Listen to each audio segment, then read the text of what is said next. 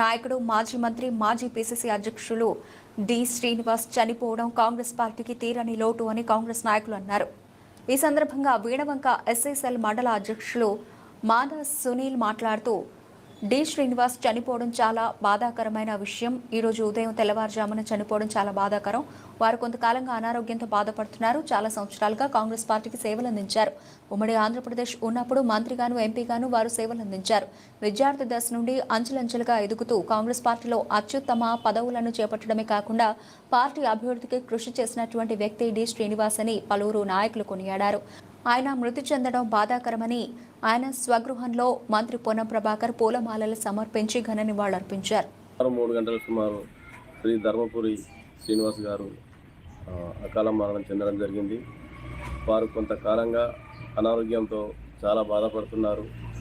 ధర్మపురి శ్రీనివాస్ గారు దేశానికి సమాజానికి అలాంటిది ముఖ్యంగా కాంగ్రెస్ పార్టీకి చాలా సేవ చేశారు.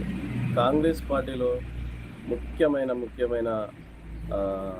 కీలకమైన పోస్టులతోటి పార్టీని ముందుకు తీసుకెళ్లడం జరిగింది. కాంగ్రెస్ పార్టీకి ఇది తీరని లోటు అని కూడా చెప్పుకోవచ్చు.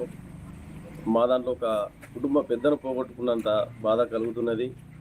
ఎందుకంటే ధర్మపురి శ్రీనివాస్ గారు ఎన్ఎస్యుఐ నుండి విద్యార్థి విభాగం నుండి యూత్ కాంగ్రెస్లో ఉండి యూత్ కాంగ్రెస్ చేసి ప్రత్యక్ష రాజకీయాలకు ఎంటర్ అయ్యి తర్వాత 3 సార్లు ఎమ్మెల్యేగా గెలిచి ఎమ్మెల్సీగా మన శాసనసభ సభ్యునిగా కూడా ఉన్నాడు.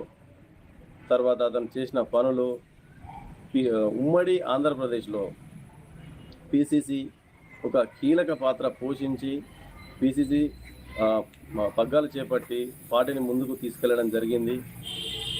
తర్వాత కొంతకాలం తర్వాత ఏదో చిన్న విభేదాలతో తనకు అనుకూలమైన దిశగా పయనించాడు. మళ్ళీ తర్వాత ప్రత్యేకంగా కాంగ్రెస్లో రావడానికి సుముఖత చూపించినాడు. ఆ విధంగా చేసి చాలా కాంగ్రెస్ పార్టీకి చాలా సేవలు చేసిండు. తను లేని లోటు ఖచ్చితంగా కనబడుతుంది. నిజామాబాద్ జిల్లాకు కానీ రాష్ట్రానికి కానీ చాలా లోటు అని చెప్పవచ్చు. కాంగ్రెస్ పార్టీ సీనియర్ నాయకుడు మాజీ మంత్రి మాజీ పిసిసి అధ్యక్షులు డి శ్రీనివాస్ చనిపోవడం కాంగ్రెస్ పార్టీకి తీరని లోటు అని కాంగ్రెస్ నాయకులు అన్నారు. ఈ సందర్భంగా